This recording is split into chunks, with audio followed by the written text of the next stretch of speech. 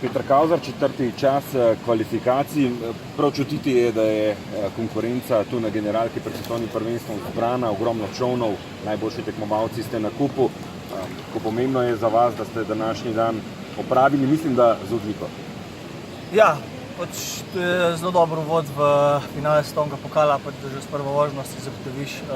Z dokaj solidno prvo vožnjo sem si zagotovil mesto v polfinalu po prvi vožnji in ja, jaz sem zadovoljen. Zanimivo je res, ko je proga tako tako težavnostno, je kar zahtevna, pač levo, desno, ampak kljub temu so zelo mehne razlike, pač to zato, ker tudi vse to ni toliko težka voda oziroma ni toliko divja, kot na nekaterih drugih rekah, tu so razlike malo manjše.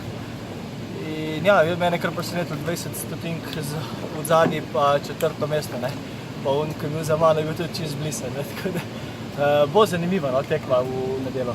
Kaj je tako posebnega v Seotu? Tu ste prišli do prvega naslova svetovnega prvaka, kar nekaj stopničk še tudi imate in nasploh nekako odgovarja slovenskim tekmovalcem olimpijska proga iz Barcelone. Ja, meni osebno tu odgovarja cel ambient, cela atmosfera, pač jaz sem tu od nekdaj govoril, da ko prijem sem, imam občutku, da sem prišel na dopust. Pač celo mesto diha s kajakom in ne vem, enostavno se dobro počutim in če se jaz dobro počutim, če mi nič drugega ne teži ali pa mi leži na duši, da vam glavo odklopim, potem se tudi dosti lažje skoncentriram za vožnje, ko jih znam narediti in tudi ne pokažem jih dejansko na koncu. Ampak dejansko te občutke vlečete skozi celotno sezono, začeli ste odlično, trenutno ste tudi v položaju, da boste sezono končali kot najboljši slovenski divji vodač, vsaj glede na rezultate uvrstitve. Pa ja, jaz gledam v bistvu tako od tekme do tekme. Na vsaki tekem pač poskušam stržiti čim več, dokler se bom zavedal, da sem sposoben na vsaki tekmi zmagati oziroma biti vsaj na stopničkah. Potem bom pač tudi tako ciljev in tako resno imel vse tekme. Hočeš, nočeš, tudi enkrat se bo pot končala, jaz upam, da ne še hmal, ampak ne vem, če bi bil 25 let, mogoče drugače razmišljal. Zdaj pa pač hočem vsako tekmo čim bolj izkoristiti, uživati v momentu, ko sem si ga zaslužil in pač profesionalno se lotiti tekme in poskušati čim boljši rezultat.